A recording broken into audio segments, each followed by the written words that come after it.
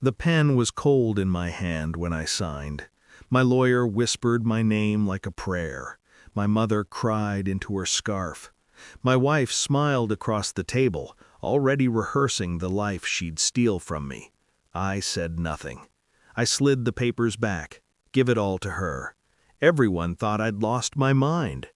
I remember the first night I met her. Rain on the sidewalks, cheap wine. She laughed like she had nothing to hide. We were poor and precise then, counting pennies, dreaming carefully. We built a life with numbers and nerve. The mansion came later, the cars, the illusion that wealth hardens love. I trusted her because I trusted myself. The cracks didn't announce themselves, they whispered. A phone face down, a calendar blocked with Jim. The way she stopped asking how my day went and started asking when I'd be gone. I didn't confront her. I watched. I listened. I cataloged. Betrayal isn't loud if you're paying attention. The proof arrived quietly. A message preview lit her screen at 11:42 p.m. One line. A name I didn't know. A hotel emoji. I didn't read more. I didn't need to. I closed my eyes and let the feeling pass through me like a controlled burn. Anger is expensive. I chose investment. When she asked for the divorce, she came prepared. Her voice was steady. Her demands were surgical. I want the mansion, the cars, everything. Except your son.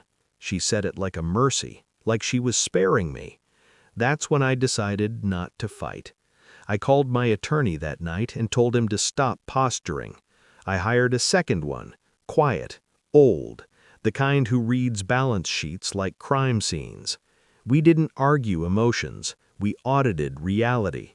I reread contracts I'd signed a decade ago, deferred compensation agreements, performance bonuses structured as future obligations. I reviewed the trusts my father insisted on, revocable, then irrevocable, then invisible.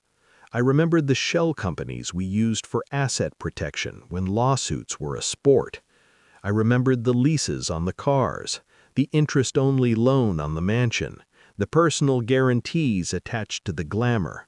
I didn't move money. I didn't hide assets. I did something better.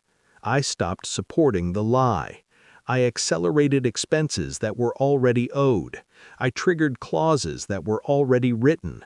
I resigned from boards that propped valuations.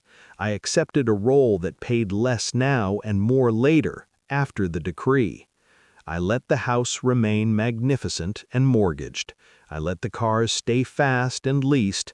I let the balance sheets speak when the noise died. She didn't notice.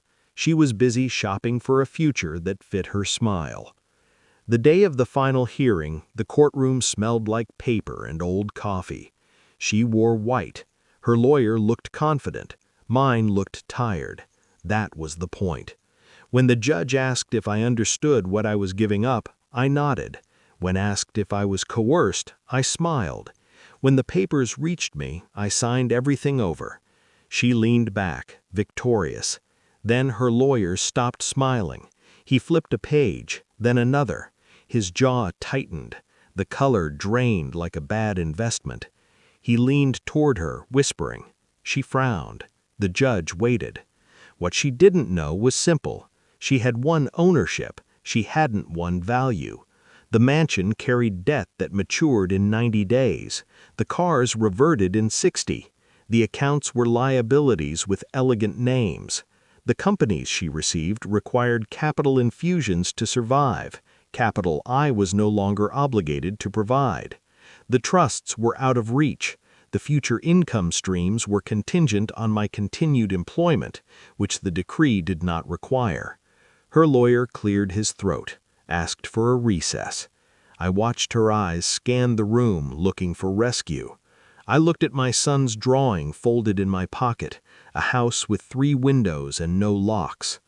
They came back. The judge summarized. Ownership transferred, obligations followed. She nodded, confused but proud. Outside, she finally asked me why I didn't fight. I did, I said, just not where you were looking. Weeks later, the house went dark. The cars disappeared. The calls started, then stopped. She learned the difference between possession and control. I learned the weight of quiet mornings making breakfast for my son. I didn't ruin her. I let her have exactly what she asked for, and I kept the only thing that mattered.